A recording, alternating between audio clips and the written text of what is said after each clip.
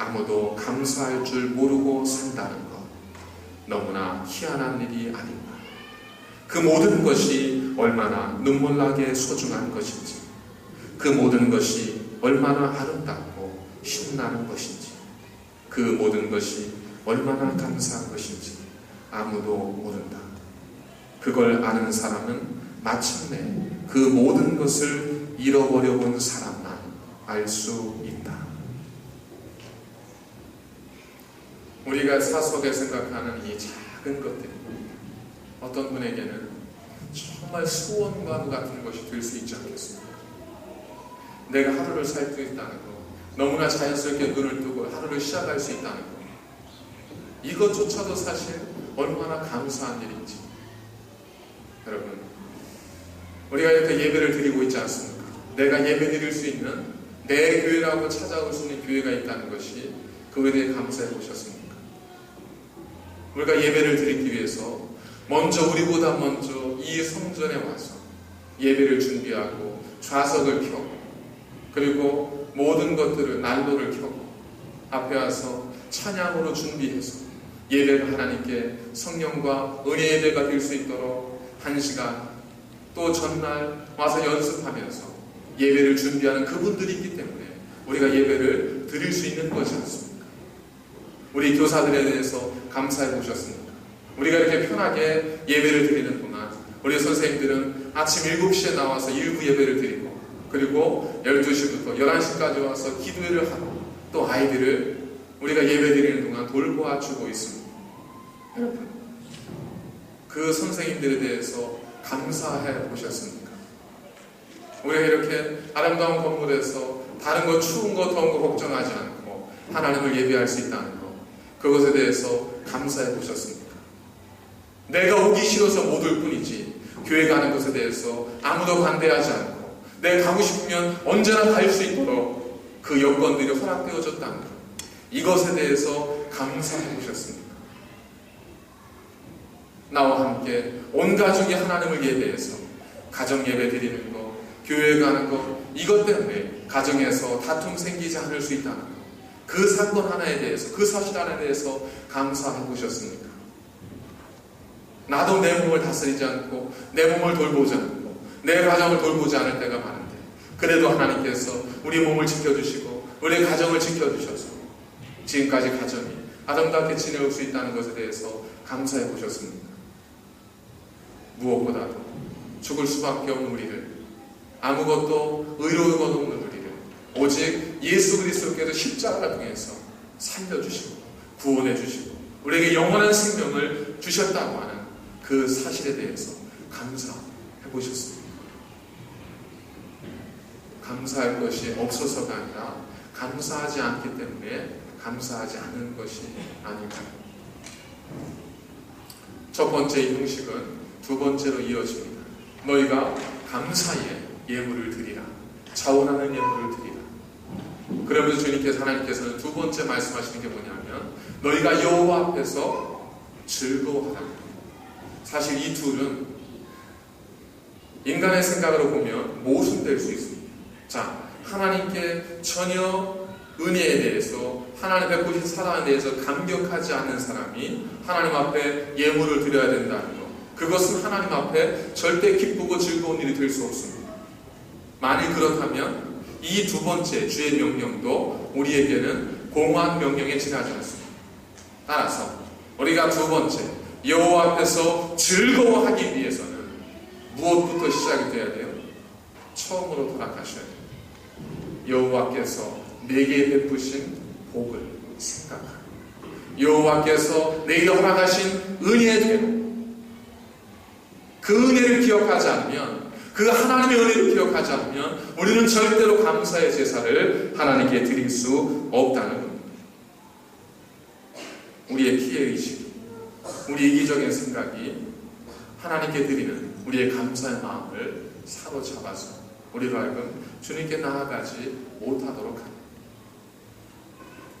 복음 전도자인 루이스 팔라우라고 하는 분이 흙의 비유라고 하는 그 비유를 통해서 교회의 본질에 대해서 기록한 글이 있습니다.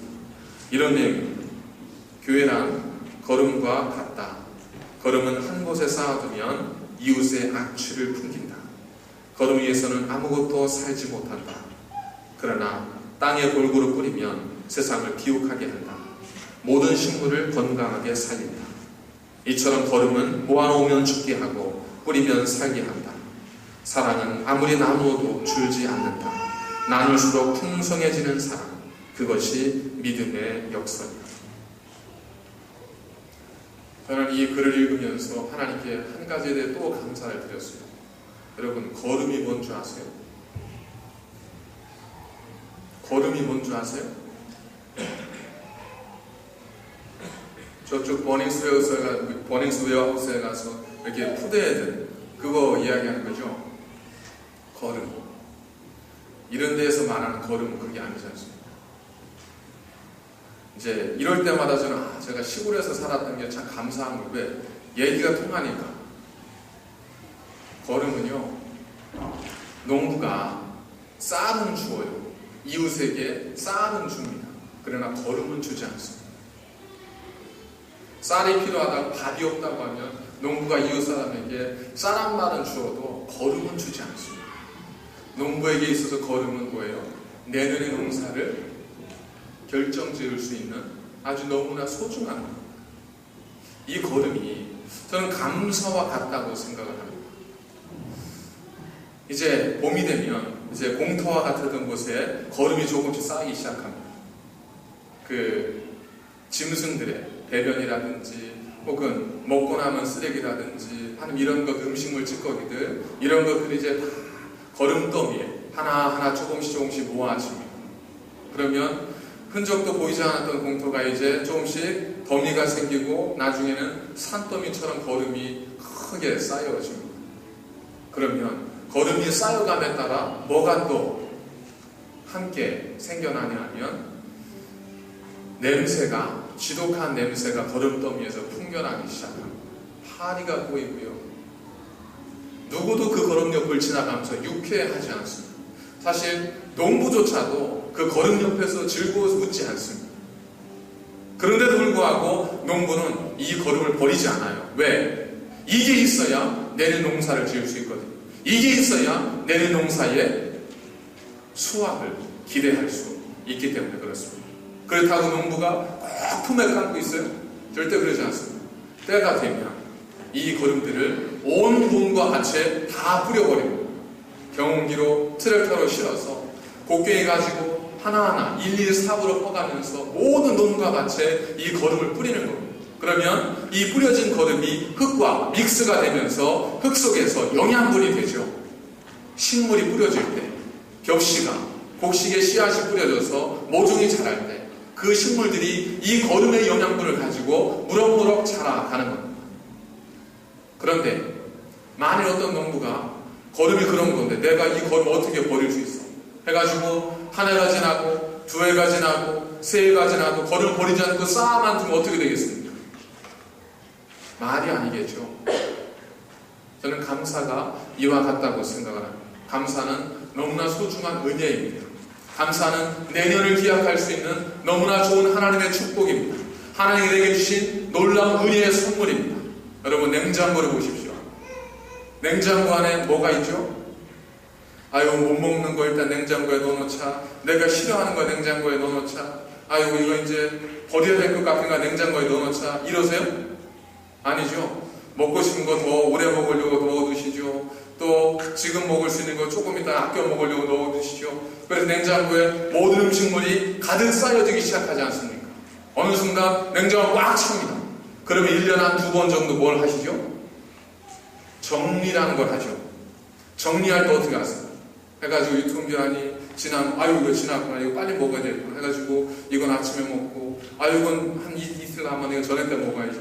저녁 때 먹고, 이거 많이 상했구나. 버리긴 아까우니까 다른 냉장고에 넣어놓자. 이러세요? 아니잖아요. 유통기한 지났네. 버려야 되겠네. 아까우네. 그래서 버립니다. 이런 게 이 안에 있었네? 이거 알았으면 진작 먹었을 텐데. 때가 지났네. 그래서 버립니다. 결국 냉장고에 있는 그 귀한 음식들이 어느 순간 정리하면서 다 쓰레기로 버려지지 않습니까? 감사가 이와 같다는 겁니다. 우리 계신 하나님의 감사를 냉장고에만, 내 삶 속에만 가득 채워놓으면 그 감사의 냉장고 안에는 기쁨과 향기가 나는 것이 아니라 시간이 지나면 지날수록, 적당한 때까지는 괜찮지만 시간은 지날수록 이제 악취가 나기 시작한다는 거예요. 어떻게 해야 돼요? 그걸 빨리 풀어버려야 돼요. 온 땅에 풀어버려야 돼요. 그래서 오늘 11절에도 보니까 너희가 절기에 제사를 드릴 때 자원하는 예물을 드리고 여호와 앞에 나올 때는 너희 집에 있는 고아나 과부나 혹은 남종이나 여종이나 객이나 그 누구나 할지라도 모두가 함께 여호와 앞에 나와서 함께 즐거워하라. 이것이 하나님이 주신 절기의 명령입니다. 하나님이 주신 두 번째 절기의 명령은 뭐냐면 함께 여호와 앞에서 즐거워하라는 거예요. 그럼 함께 즐거워할 수 있는 방법이 뭐겠어요? 그게 바로 내 냉장고에 있는 것 풀어놓는 겁니다. 내가 가지고 있던 것 내어놓는 겁니다. 나도 받은 것이기에, 나도 은혜로 받은 것이기에 나도 사랑의 빚진 자의 마음으로 내어놓습니다 하고 하나님 앞에, 이웃 앞에 내려놓는 것이, 그것이 절기의 예배입니다. 그래서 내려놓는 그 마음으로 서로가 함께 기뻐하고 즐거워하면서 하나님 앞에 당신에게는 이런 큰 은혜가 있었군요. 당신 이런 큰 은혜를 받았었군요. 나에게도 그런 은혜가 있었습니다. 너무나 좋으신 하나님입니다. 너무나 놀라운 하나님입니다. 하면서 그 하나님 앞에서 기뻐하고 즐거워하고 찬양하고 감사하는 것, 그게 절기고 그게 예배입니다. 여전히 꼭꼭 쌓아두고 그 절기와는 관계없이 하나님이 혹이라도 내 거 가져가신다고 할까봐 두려워 떨면서 그렇게 살아가는 마음으로는 절대로 하나님 앞에서 즐거워할 수가 없다는 거예요. 하나님의 진심을 모르시겠어요? 하나님의 진심은 우리가 즐거워하는 거예요. 하나님의 진심은 우리가 기뻐하는 거예요. 하나님의 진심은 우리가 즐거워서 춤출 만큼 즐거워하는 것이 하나님의 마음. 그래서 말씀하십니다. 네 은혜를 생각해. 내가 받은 은혜를 기억해라. 마지막에 12절에 뭐라고 말씀하고 있습니까? 너는 애굽에서 종되었던 줄을 기억하고 이 규례를 지켜야 해라. 우리가 이 절기를 하나님께 온전히 드리기 위해서 우리가 해야 될 일을 뭐겠습니까? 기억하셔야 됩니다. 돌아보셔야 됩니다. 내게 주신 하나님의 은혜가 무엇인지, 하나님 내게 어떤 은혜를 베푸셨고 하나님 어떤 사랑을 베풀어 주셨는지 우리가 그것을 기억할 때만이 우리는 감사할 수 있습니다. 우리가 그것을 기억하고 감사할 수 있을 때 우리는 하나님 앞에서 즐거워할 수 있습니다. 그러나 기억하지 않고 냉장고에 꼭꼭 쌓아두듯 쌓아놓은 사람, 기쁠 것 같지만 절대 기쁘지 않습니다. 즐거울 것 같지만 절대 즐겁지 않습니다. 그저 모든 것은 과거로 잊혀 지나갈 뿐입니다. 여러분, 이 절기를 우리에게 지키라고 명령하신 하나님의 마음 아시겠습니까? 이 두 가지의 형식적인 명령을 통해서 하나님께서 이게 정말로 원하시는 것이 무엇인지를 여러분 아시겠습니까? 기쁨의 제사, 내게 준 은혜에 감격하여 그 받은 은혜대로 하나님께 기쁨의 제사를 드려서 하나님으로 하여금 그 모든 것들이 이웃과 나누면서 모두가 하나님 앞에서 여호와 앞에서 즐거워하는 거룩한 삶, 이것이 하나님께서 원하시는 마음이고 우리에게 기대하시는 하나님의 마음, 우리에게 주신 하나님의 뜻이라는 것. 절기는요, 지금처럼 이렇게 심각한 얼굴 하시면 안 됩니다. 이 절기에 하나님께 정말 감격스러워하고 감사하셔야 됩니다.